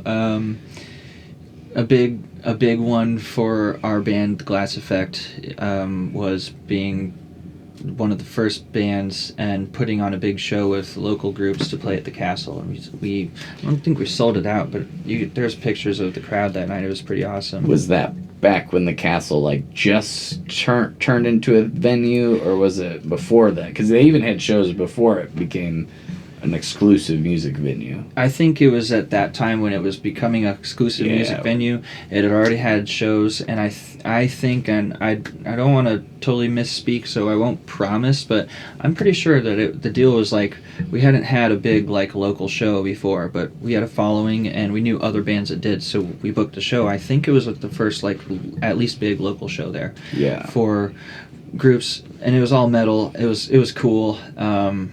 And things shortly continued for a while there, but that it quickly became the big venue that it is, as it should. Yeah, So. I mean, back in those days, we had a show there. I think we had like an hour set one night, and we got some really cool footage and pictures and stuff. And then, I think at first they didn't really know what it was exactly, and I used to just get text every once in a while from Rory, one of the owners, would be like, "Can you play on Thursday?" Like just open for some random band, just acoustic, which I always felt like super awesome when that would happen. Wasn't something that happened all the time, but I mean, it was like, once every 6 months or once every few months, he would hit me up and I'd get to do that. Or I think we opened for Dan Hubbard there once for like New Year's Eve. We've done our own New Year's Eve show there, but like slowly as the venue, has gotten where it is today, which is like having like these national touring acts most of the time. I mean, they still have some locals here and there, but it just seems harder to make an appearance, I guess, in that realm. Also, I don't have as much of a full band anymore, so I think that puts a little bit of a damper on the bigger shows as far as like, having a New Year's Eve set or something. I don't know if that's just in my head or not. I don't know if I just am assuming that it'd be hard to get a show there, but I don't hit them up like I used to, because I used to just have, Rory's number. I could just kind of, hit him up whenever, but he kind of passed I want to say Jason is the guy that does a lot of the booking. I know Morgan did a while there too, but yeah, they just have these I saw Bright Eyes there like a few months ago, and that's like a pretty big name. We've seen, there's a lot of cool talented bands that pass through, and you're kind of surprised that they're playing at the Castle. Yeah, I love having that venue around here for that. It's a good stop between when people St. can Louis, take the time. Chicago. Yeah, add it in. You'll get people out here to have a really fun night, especially on those weird off nights where you wouldn't expect people to come out. I've been to a lot of like Wednesday or Sunday, or just these weird nights that aren't real, but it's like a bigger band on those nights because they are just passing through, and sold out crowd, and the band's just stoked that they're coming to some small town and the Midwest, and like to a full audience on a Wednesday night. Like that has to be a pretty good feeling. There's both sides probably to everything. There's two sides. There's probably people that are worn out and stuff, but in my experience, when it seems like the band is surprised a lot of the time by the turnout that they get on like those weird off nights. But so playing at the Castle, that was one of your highlights for sure. Yeah, that was an early highlight. Right. Loved that. It was really great. There's been other kind of bigger performances on larger stages. One that I remember that I just had a really good time at was we played one of my favorite songs, Rock and Roll by Led Zeppelin, in my band Overdrive on a kind of larger stage for the Hayworth Heydays. And okay. So there was a carnival going on. There might have been 1,100 people or so. Yeah. Maybe a couple hundred of them listening, but we kicked off with that song at the end of the night and just played a really good set. We've done a few shows kind of like that. Those are fun. I remember, I think, being told it was like some little girl's first concert kind of at the last solo thing I did last summer. That was kind of unique. She was all dancing. Just her first, like your experience with the drummer in the church band. Maybe you were giving her that same experience, maybe a little bit. But she was like kind of a baby, but like maybe 3, and I thought, wow, sometimes those are the most fun crowds when you get like those little kids that because it's hard to not. We were talking about the expressing joy and being joyful when you're playing and stuff, and how like that's important. When you get the kids out there dancing, they don't know any other way, because they're so happy just to experience a thing like that maybe for the first time. They're just like, what even is this? So their joy is so unhidden that it can spread to you like very quickly. Yeah, even if it's not like they're loving the music you're playing, but you're seeing their unbridled joy just come out as who they are before they grow up, and it's just before cool. life happens, before they learn other ways, and just beautiful blissful ignorance that kind of comes with being a kid. that is just I don't know. It's hard to explain, but then like I was saying, you see that a little bit in the crowd, and it's very contagious. Yeah.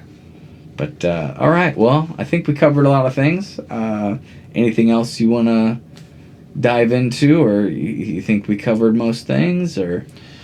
Tell me about a few of your noteworthy, most memorable, otherwise funny. Okay, well, I mean, I kind of talk about it on the podcast. You could probably hear a lot of these stories, throughout, but just trying to think of maybe one more recent one that I maybe haven't talked about. I don't know. One highlight I can remember is I do this thing sometimes if I'm feeling the right. There's this place in Bellevue, Iowa. I play. It's called Lock 12 Music, and small kind. It used to be a music shop, so it's kind of like got that like. I don't know. I've worked in a music shop for a long time, so when I go there, I just feel kind of like at home already, because it has like some instruments hanging like at a music shop, and then the staff is all super nice and very, very complimentary, very supportive. But it's weird sound set up, and I was kind of having like not necessarily a great night. Like it was fine. The crowd was enjoying what I was doing. I just didn't feel like I was reaching where I could have been, you know what I mean? Like, because there's this weird real where I'm striving to be here. I'm only getting here. The crowd doesn't know here, though. They only know here, so they think this is great, But I know in my mind, like, if I was, firing on all cylinders, or the sound was a little better, I could sound even better than I do. So that kind of can get in your head and play with your, and then you're kind of just trying to get through a show to an extent. But then so I started playing this thing. I call it the Tom Pedley, where I play 10 Tom Petty songs like right in a row, one after another. And by the end of it, people were just singing every word. It was like there was probably 25 people, and it's not a big bar, so I mean 25 like fills the place up. 25, 30 people, and they were just like dancing and singing every line, and I don't know. It's just like those moments are worth all the bad ones, because you do run into some things that aren't necessarily ideal going around playing music all over, but fights, loss of voice, cold, just drama. a cold can ruin your month, if you got 2 weeks of it where you're sick, and you got to go up in front of people, be stared at while you don't feel good, and then tough out the voice. Not hitting notes. Yeah. For me, that's a hard one. I know where I can be, and if I'm not even there, or if I'm so close but not there, you just got to move on. But it's like, dang it. Well, something I've been doing lately when on those days is I almost have like a separate set list that I play when I'm feeling that way, and because I don't know how much material you have like down with your band or anything, but there are definitely a portion of the set that you can play. Like there are some times where I'm sick and like doing like my Johnny Cash covers sound great because those low notes just resonate different than when I'm feeling 100% healthy and my voice feels good. Or like morning shows would be another example of where I can get like some better Pearl Jam tones and some better Johnny Cash tones in that morning set. So it's like I kind of try to adjust the set list, but I know exactly what you mean. It's the same thing. Where you could be, but you're only here. It's not that far, but you're like, if I could just get to that, that next level, I could be, really, really expressed, I guess, is the what I'm always searching to feel like, is like I was heard, I was expressed, I did the thing that I love doing, and I sounded as good as possible doing it. So I don't know. It's a weird mind game, especially if you're a little sick or sound's not quite right, or it's because like I'm saying, you know your potential more than anyone else, because you've been every moment that you've sang ever, you have been there, so you know what your best is. And when you're not quite there, just rolling off the top a little bit, doesn't have to be a big gap. It just it can be annoying, I guess is the word. You just frustrating and annoying, but it's like you can't let that I shouldn't say you can't. You can let it ruin your show, but you should try not to let that ruin your show. Yeah. You don't want it to totally throw you off your game. You've got more scores to make. Right. And, just because it's not your day to day, and what can you do with what you got, I think is a question you should ask yourself in that situation. It's like, okay, well, I clearly can't hit these notes because my voice is not cooperating. So what can you do? Maybe that's interesting or unique or different that night. Then, how can you be creative maybe in a different way? To get something just cooking in a different way, I think that resonates with people too. I think people see that and they go, okay, that's not exactly what I was used to, or that's different. That's not the norm, but I'm witnessing something a little different right now. That's just cool. I think with the way I play music, they get that every time. I don't know that I exactly cover anybody the right way.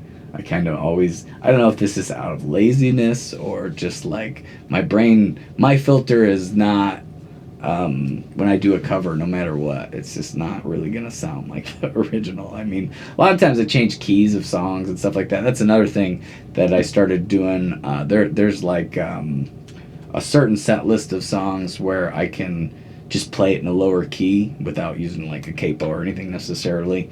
So like I can move the song down, so that way I don't have to hit those high notes the way, like I almost learn a song two different ways. So, when those cases do arise where you're like, man, I just cannot do anything tonight with my voice, you can just, do the alternate version where you're not having to go as high. Yeah. But a lot of little things you can do, but, there's always, in the back of your head, like, I wish that I could really belt that one note and feel good about it, but that's that more area that we're exploring. Always trying to get just a little bit higher up on the list and performance and where you're playing and your recordings, just always trying to take those steps forward. Are you doing any recording or anything like that, or the more I talk about it, the more I'm thinking of I know it's ill-advised to go in without a plan, but I just wonder if sometimes it'd be nice to try out laying down a track or two or some meat and bones at one of the different studios around, and going back in when the time is right or I have the time or whatever to work on it. I'd like to make my apartment where I live a more of a home studio. Drums are obviously a big thing. Right. I think it's possible to track there, but I also think it's there's something to be said for going into a studio intentionally and having somebody else kind of the sound engineer. It's always nice to have an extra set of ears, especially when they know, like when you trust them, or they have a good like resume, or they've worked on like stuff that you like in the past, but having them just have their professional ears like critiquing you a little bit is nice. I mean, I like to be critiqued. I don't, which, there's plenty of stuff to critique, but, having somebody be like, well, if you do it maybe this way, it might bring this part, out a little bit, or, just little things like that are nice. And then also, if you're doing 20 takes of something, which that's extreme, probably 5 takes of something, because a lot of times, I'll sing through the song a few times, and then we'll kind of pick like the verse. This was the best verse here. Maybe this was the best chorus on this take. But just having somebody else be like, that's the one, because I it's hard for me to tell what is the right one. Yeah, there's positive and negative attributes about anything and everything, and when you're looking at your own things, it's tough to only decide. Negative for me. It's hard to not think about. All I think about is mistakes, I think. It's hard for me to get out of my head that way. It's the first danger red flag thing that comes across when you hear or see something you've done. Right. I think it's fair. Yeah. I think it's sorry. No. Well, if you're going to put yourself out there for other people to hear it, obviously you're going to be a little self-conscious about it. If you're really putting yourself out there, that's something I'm trying to get more comfortable with because I've been posting like videos pretty much every day for a few months at this point on Shorts, TikTok and Reels, Facebook, like, videos literally every day. And sometimes, I'll get this thing where I'll on the Shorts on YouTube, I'll get like, 1,500 views on something. So, which is great. I'm excited. Sometimes it's 15 people like it. Sometimes it's, I did a cover recently where 60 people liked it. And then there's one person who puts a negative, shitty comment on there. And it's like, that's all you care about. It's like that you don't care about the 60 likes and the 10 good comments about it. It's just like that one, So when you're putting yourself out there, that's part of it. You're thinking like, there are going to be people out there that are going to just judge this so harshly and like make you feel bad about it, which you shouldn't care about, but it's impossible not to. Yeah. But having a professional in the studio that's like thinks it's good, this takes good or that's good, takes a little bit of the weight off you, I think. Yeah. I think also you can look at those negative comments as like especially when you have 60 likes or 1,500 views, as like a stain in a nice house on the carpet. And it's I always try to turn it back on like that person's probably having a shitty day and they just needed some sort of outlet, and hopefully it made them feel better. Yeah. And they spilled the wine, and now it's up to, it's kind of like you can clean it back up, you can work on those things, you can make it better for the next time, or it that can be also part of who you are and as an artist, and you might have these things about you in your but sound. you can't, you're not gonna please everybody. Like there's no way, like there's people who like Nickelback, there's people who don't like Nickelback, like there's plenty of haters no matter what band we're talking about. Obviously Nickelback's kind of an extreme one, but like people usually hate Nickelback, or every so often you'll run into like the biggest Nickelback fan. I think their music's a little formulaic, but I don't extremely hate them or anything, but that first song off the Spider-Man movie was a jam. Right. That didn't. I'm trying to think. Oh, there was a Dashboard Confessional song on that one too, I think. So I remember the videos being. Anyway. Yeah. You brought me back there for a second. But good times. Yeah, Chad Kroeger. But anyway, my point is, you're gonna get people who are gonna be.